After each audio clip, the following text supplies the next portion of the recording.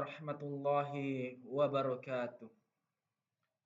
Alhamdulillah, alhamdulillahilladzi hadana lihadza wa ma kunna linahtadiya laula an hadanallah. Asyhadu an la ilaha illallah wa asyhadu anna Muhammadan abduhu wa rasuluh. Amma ba'd. Alhamdulillah, itulah kata, itulah kalimat yang sepantasnya membasahi lisan seorang hamba yang mengaku cinta kepada Allah Subhanahu wa taala, yang mengaku beriman kepada Allah Subhanahu wa taala, sebagai salah satu tanda rasa syukur kita kepada Allah Subhanahu wa taala, yang dimana sampai pada hari ini kita masih diberikan nikmat kesehatan, kita masih diberikan nikmat kesempatan, kita masih diberikan nikmat iman dan Islam oleh Allah Subhanahu wa taala. La in syakartum la azidannakum wa la in kafartum inna 'adzabi lasyadid. Dan barang siapa yang mensyukuri nikmat Allah Subhanahu wa taala, maka Allah Subhanahu wa taala akan menambahkan nikmat kepadanya. Dan barang siapa yang mengkufuri nikmat Allah Subhanahu wa taala, maka sesungguhnya azab Allah sangatlah pedih. Dan jika kita ingin menghitung nikmat Allah Subhanahu wa taala, apa kata Allah Subhanahu wa taala? La tuhsuha. Engkau tidak akan bisa menghitungnya. Lanjut daripada itu, salawat serta salam semoga tetap tercurahkan kepada Nabi Allah Muhammad sallallahu alaihi wasallam.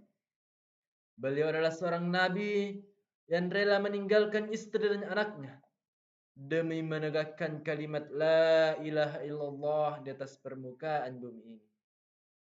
Beliau adalah seorang nabi yang rela menangis di setiap malamnya, berdoa demi kita sebagai umatnya. Beliau adalah seorang nabi yang rela bercucuran anak panah demi menegakkan kalimat la ilaha illallah di atas permukaan bumi ini.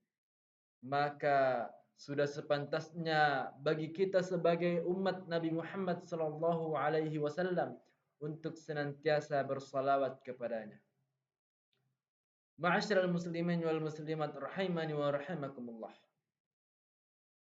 Pada kesempatan yang berbahagia ini, marilah kita sama-sama meningkatkan kualitas keimanan dan ketakwaan kita kepada Allah Subhanahu wa taala.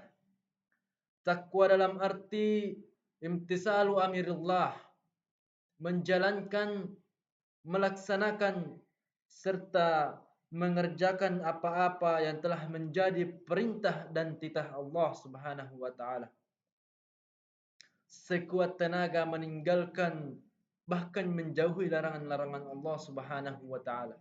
Jika demikian, insyaallah kita akan termasuk ke dalam golongan hamba-hamba Allah yang muttaqin, yang insyaallah kita akan dimasukkan ke dalam surganya Allah Subhanahu wa taala. Amin ya rabbal alamin. Syukur alhamdulillah.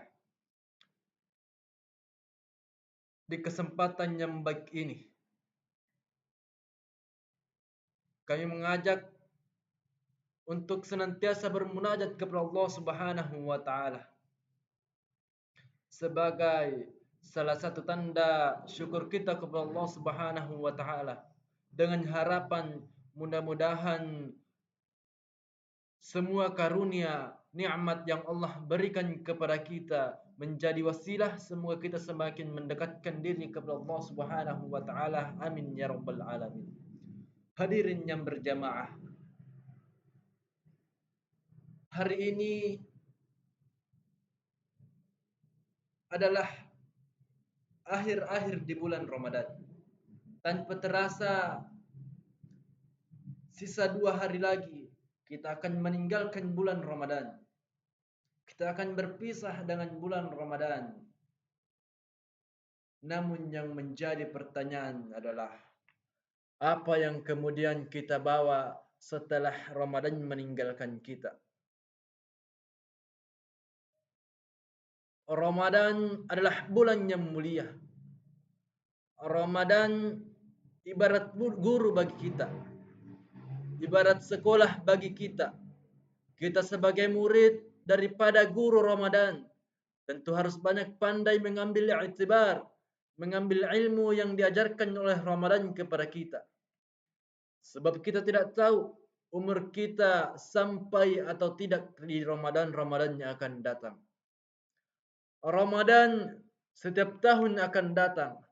Tapi yang menjadi pertanyaan adalah sampai atau tidakkah umur kita di Ramadan tahun yang akan datang.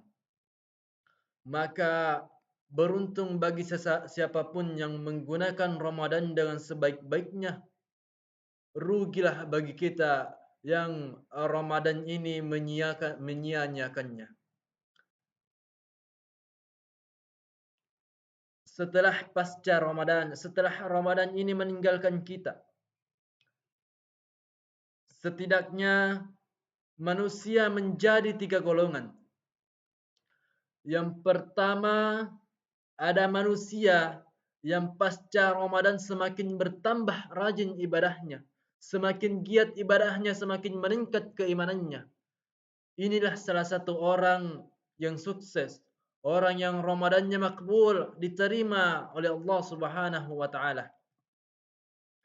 Dia beribadah bukan hanya di bulan Ramadan, bahkan setelah Ramadan dia teruskan ibadah-ibadahnya di 11 bulan yang akan datang. Jikalau di Ramadan ini kita rajin berangkat ke masjid, maka selepas Ramadan golongan yang pertama ini akan terus berangkat ke masjid. Kenapa? Karena hanya masjid bangunan yang ada di dunia ini yang dijamin Rasulullah akan masuk ke dalam surganya Allah Subhanahu wa taala. Bahkan dalam satu riwayat, di masjid ini, di setiap masjid yang ada di muka bumi ini, nanti akan memanggil setiap orang yang ketika hidupnya rajin memakmurkan masjid untuk diajak seraya masuk ke dalam surganya Allah Subhanahu wa taala. Ketika Ramadan, dia gemar membaca Al-Quran, maka selepas Ramadan tidak ada waktu tanpa membaca Al-Quran di saat dia tidak memiliki kesibukan. Kenapa? Karena membaca Al-Quran ibarat hakikatnya adalah kita sedang berdialog kepada Allah Subhanahu wa taala. Ketika Ramadan dia rajin melaksanakan salat sunnah berjamaah. Jangankan yang wajib, yang sunnah saja dia lakukan secara berjamaah. Maka selepas Ramadan tidak ada salat wajib yang dia lakukan tanpa berjamaah. Inilah salah satu tanda orang yang ibadah puasanya makbul, mabrur, diterima oleh Allah Subhanahu wa taala. Mudah-mudahan kita termasuk orang-orang yang menjadi golongan yang pertama ini. Allah Subhanahu wa taala memberikan pesan kepada kita, qad aflaha man tazakka, nyata beruntung, sungguh beruntung orang-orang yang selama Ramadannya dia terus membersihkan jiwa raganya, badan kita, ruhani kita dibersihkan oleh Allah Subhanahu wa taala dari dosa dan noda. Kita tidak berani membicarakan aib orang lain. Kenapa? Karena kita takut puasa kita sia-sia. Kita tidak berani melihat hal-hal yang tidak diridhoi oleh Allah Subhanahu wa taala. Kenapa? Karena Allah melihat kita. Selepas Ramadan, dia akan jaga ucapannya, pandangannya, tingkah lakunya, karena perlu kita tahu, perlu kita sadari bahwa Allah yang kita sembah di bulan Ramadan sama dengan Allah yang kita sembah selepas Ramadan. Dia tidak lupa berzikir kepada Allah. Dia banyak menyebut nama Allah. Berdiri, duduk, berjalan. Allah akan terus dia sebut dalam kalbunya. Fasalla, dia tidak akan pernah tinggalkan solatnya. Kenapa? Karena dia yakin di hari kiamat nanti, di hari akhir nanti, yang pertama akan dihisap dari seorang hamba, yang pertama adalah solatnya. Bukan hajinya, bukan zakatnya, bukan puasanya, tapi solatlah yang akan pertama kali Allah tanyakan kepada kita semua. Itulah golongan orang yang pertama. Kemudian kelompok yang kedua pasca Ramadan, ada orang yang kemarin sebelum Ramadan malas beribadah. Dia malas datang ke masjid. Dia malas mengaji. Ketika datang Ramadan, dia rajin ibadah di i'tikaf di masjid. Baca Al-Quran, dia rajin bersedekah, dia rajin melaksanakan kebaikan-kebaikan. Akan tetapi selepas Ramadan, dia lupa lagi kebaikan-kebaikan yang telah dilakukannya selama bulan Ramadan. Dia tidak lagi mengerjakannya perbuatan-perbuatan kebaikan yang telah dia lakukan. Bahkan perbuatan-perbuatan yang melanggar aturan Allah tidak enggan dia lakukan. Dia tidak segan-segan melanggar aturan-aturan Allah Subhanahu wa taala. Pantas kalau Rasulullah sallallahu alaihi wasallam pernah menyampaikan dalam sebuah hadis riwayat Ahmad. Kata Nabi, banyak orang yang berpuasa Ramadan namun tidak mendapatkan apa-apa dari puasanya kecuali lapar dan dahaga. Orang seperti ini banyak kita temui. Orang seperti ini tidak akan mendapatkan pahala dari Allah Subhanahu wa taala. Selepas Ramadan, seolah-olah dia berpesta pora senang hatinya karena telah berpisah dari bulan Ramadan. Karena ketika bulan Ramadan, kita dilarang untuk minum ketika siang hari. Kita dilarang untuk makan ketika siang hari. Dan selepas Ramadan tidak ada lagi yang akan melarang kita ketika kita makan di siang hari. Bahkan orang yang seperti ini banyak yang melakukan kemaksiatan kepada Allah Subhanahu wa taala. Hari-harinya diisi dengan kemaksiatan yang dapat mengundang azab Allah Subhanahu wa taala. Ma'asyiral muslimin wal muslimat rahimakumullah. Kemudian kelompok yang ketiga adalah ada orang yang sebelum Ramadan, ketika Ramadan bahkan pasca Ramadan tidak ada perubahan. Sebelum Ramadan malas beribadah, ketika Ramadan dia tidak beribadah, setelah Ramadan pun jauh dari Allah Subhanahu wa taala. Kemaksiatan terus yang dia kerjakan. Makanya jangan salahkan siapa-siapa. Kalau di bangsa kita sampai hari ini belum tuntas masalah musibah di mana-mana banyak terjadi. Kenapa?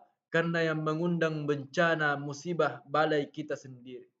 Di mana Allah, ini semua akibat perbuatan-perbuatan kita yang mengundang azab Allah Subhanahu wa taala. Banyak orang yang semacam ini yang kita temui ketika bulan Ramadan. Dia tidak melaksanakan ibadah puasa, makan minum seenaknya padahal orang muslim. Setelah Ramadan tidak berpuasa, ketika Ramadan agamanya Islam bahkan minum di siang hari tanpa ada rasa malu. Ma'asyiral muslimin wal muslimat rahimani wa rahimakumullah. Kalau sampai kita termasuk golongan yang pertama, yang kedua, apalagi yang ketiga. Kita berdoa kepada Allah Subhanahu wa taala semoga mudah-mudahan semua kita termasuk golongan yang pertama menjadi lebih baik setelah Ramadan sehingga tujuan pesan kita setelah Ramadan la'allakum tattaqun supaya kita menjadi orang yang bertakwa di hadapan Allah Subhanahu wa taala. Allah mampu kita raih bersama-sama sehingga Allah Subhanahu wa taala panjangkan umur kita. Semoga Allah berikan kemudahan rezeki buat kita. Kita niatkan untuk ibadah kepada Allah. Semoga Allah pertemukan kita terus menambah ilmu ibadah, amal ibadah kita supaya kita terus memperbanyak bekal kita menuju Allah Subhanahu wa taala.